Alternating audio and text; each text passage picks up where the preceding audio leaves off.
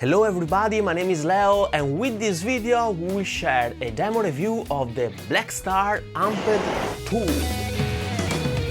First of all, we will hear the unit in action with a brand new demo song, then we will describe the unit in details, then we will hear more sounds in a dedicated section of this video, and finally I will give you my 2 cents. Let's start!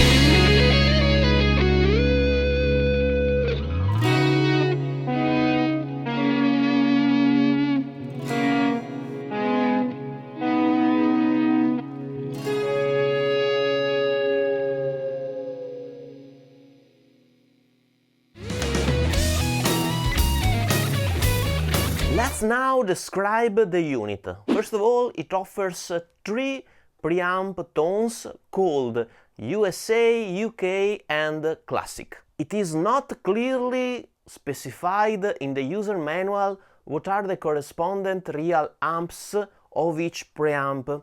The USA should be a Fender Deluxe Reverb, the UK should be a Vox, and the Classic is based on the Blackstar's cascaded tube overdrive circuits with a traditional British style passive tone stack, something similar to a Plexi, I guess. Therefore, we should have a Deluxe Reverb, a Vox and something similar to a Plexi. A pretty nice combination of amps. Furthermore, there are 3 tube power output emulations at our disposal that are EL84, EL34 and 6L6, and we can choose between 100 watt, 20 watt or 1 watt of output power. The unit has a power amplifier design that uses current feedback, which should mimic a valve amplifier's interaction with a speaker cabinet. This design should deliver the thump and presence of a tube amp with 100 watt power into any speaker cabinet at 8 or 16 ohms. The unit has also a full cabinet simulation with a Blackstar proprietary technology which is called Cab Rig, with several speakers and mics at our disposal. You can access the cabinet simulation and tweak it using the computer app. We have a three-way toggle switch on the device with which we can select three different cabinets stored in the unit. Actually, the toggle switch allows us to select three different presets or patches stored in the device using the computer app. As far as I know, it is not possible to assign these three patches to a foot switch, which would be a nice option. It should be possible to do it via MIDI, even if in the MIDI table available in the user manual, I was not able to find the MIDI message that should be used to change a preset. If you know, please write a message in the comment section below. Furthermore, we have the standard basic amp controls with gain, bass, middle, treble and master, and four effects that are an overdrive, a modulation, a delay and a reverb. Each effect has a mini toggle switch that allows us to choose the type of effect. For instance, for the drive section we can select boost, drive or fuzz, and for the modulation we can select chorus, flanger, tremolo or phaser. The foot switches allow us to turn on and off the built-in effects, and there is a dedicated tap tempo switch as well. Furthermore, the unit manages trace for the delay, which is a nice feature that you can access using the computer app. Unfortunately, as far as I know, the effects are only mono and not stereo, which is a kind of a bummer. The cab simulation can be stereo, simulating a stereo room image, but the modulations, delays and reverb built-in effects are mono, at least as far as I understood, and please let me know if I'm right or wrong in the comment section below.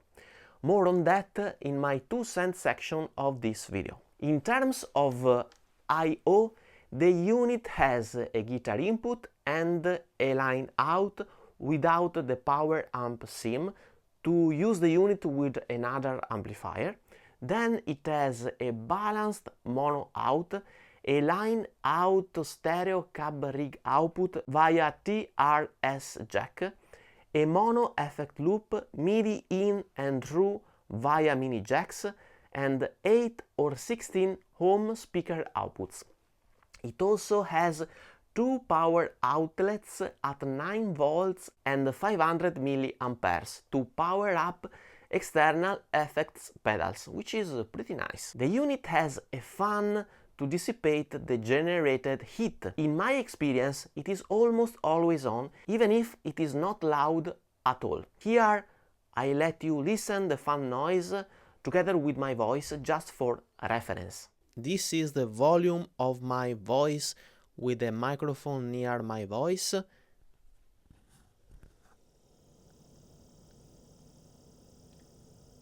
Check, check, check. The fan is very quiet. The unit can serve as an audio interface at 48 kHz and 24 bits with 4 in and 2 out USB-C channels. Some other features are the included tuner and the integrated OLED display that allows to visualize some parameters like the delay time. The unit dimensions are shown in the screen and the weight is 1.76 kilos. The price is around $650. And lastly, the latency. With all the effects turned on, it's about... For comparisons with other units, you can check out my extensive latency test following the link in the card above or description below. Let's now hear some more sounds.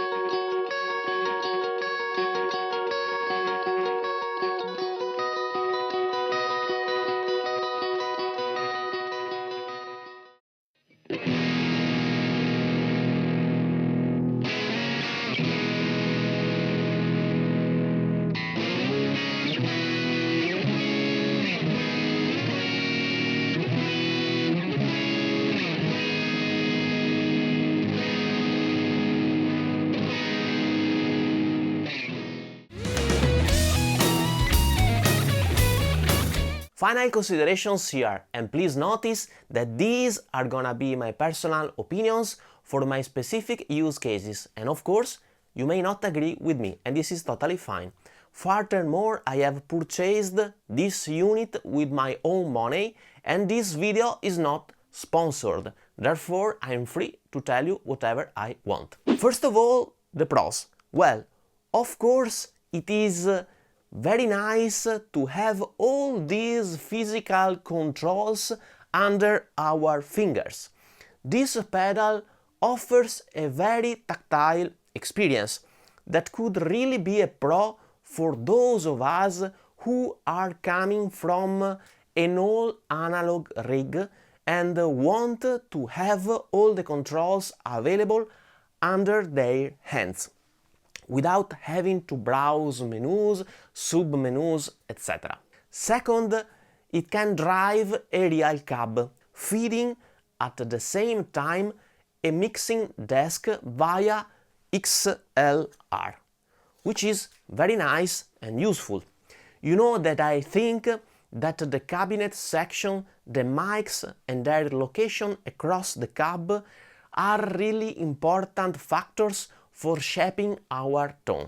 Therefore, the possibility to feed a real cab is pretty nice. Obviously, another pro is its compactness. I mean, you have basically all you need to just plug and play, and the possibility to feed two external pedals using the power outlets is really nice, something even amp modeling pedalboards should offer. Basically, with this unit you can both play live and record at home using this unit attached to your computer via a USB-C cable. I mean, it put together the versatility of the modern amp modeling pedalboards with the tactile experience we were used to have with our favorite analog rigs, which is nice.